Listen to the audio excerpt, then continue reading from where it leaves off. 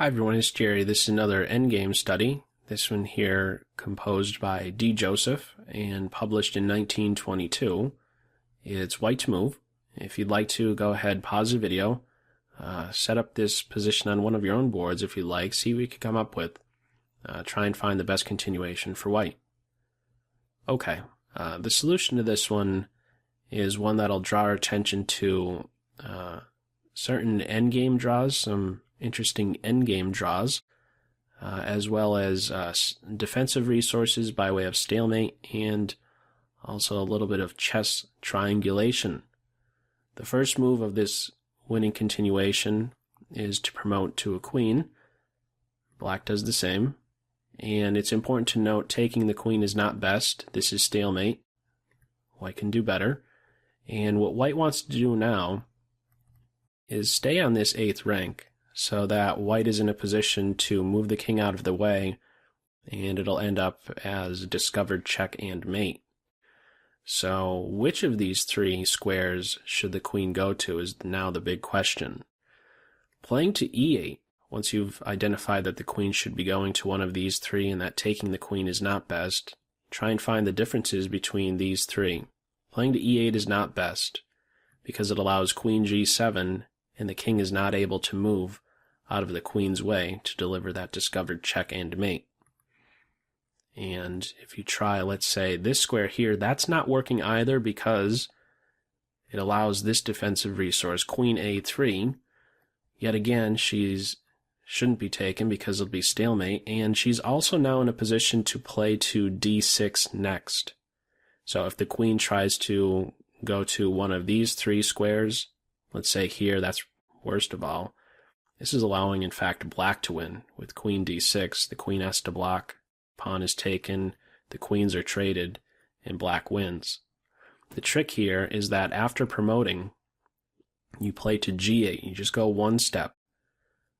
You can't stop the king from playing to one of these two, giving a check, or playing here. There's just not a move you could play, a successful move you could play with the black queen that will stop the king from going to one of these two to deliver a discovered check and mate. So you need to try queen a2. Similar idea, that again still being stalemate. However, after queen a2, only at this point, only after we have forced the queen up one square, do we make use of e8. And things are a bit different now because after queen a4, well, let me first point out the queen, once the white queen has arrived on e8, the black queen is not able to make use of this 7th rank successfully to cut the king off. After queen a4, this now allows this idea of a chess triangulation, queen e5 with check, the king goes to the corner, and now we go back to that promotion square. We did a little bit of chess triangulation there with the queen. There's no longer, due to the king being in this corner square, there's no longer this idea of stalemate. If black goes to a1, we can now take the queen with check and give mate next. So with this little chess triangulation, now black is completely gone. Queen to d1 check, pick your favorite square to go to, king here, the queen has to block, and that's mate.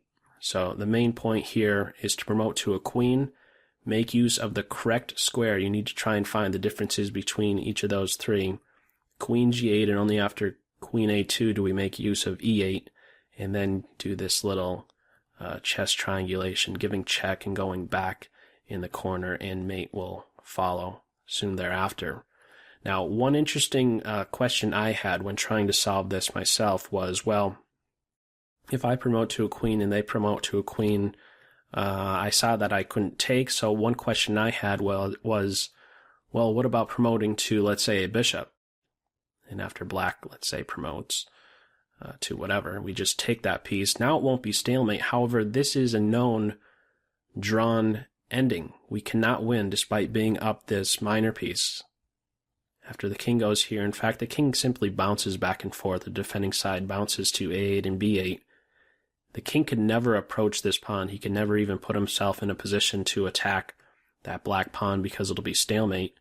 And if this square is ever guarded by the bishop, this is stalemate. So you just cannot win this position. And this might raise another interesting question, which is to say, well, can white win if it is a light square bishop? Well, the answer to that is also no. Let me just show that. It could be a little bit more tricky, but let me put this on board, making some dummy moves here to get a light square bishop on board.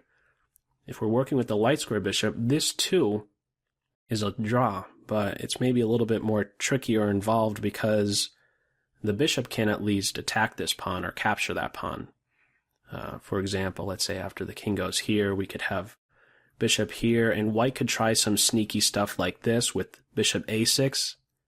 And if black takes, then white will win because he's able to push through like so.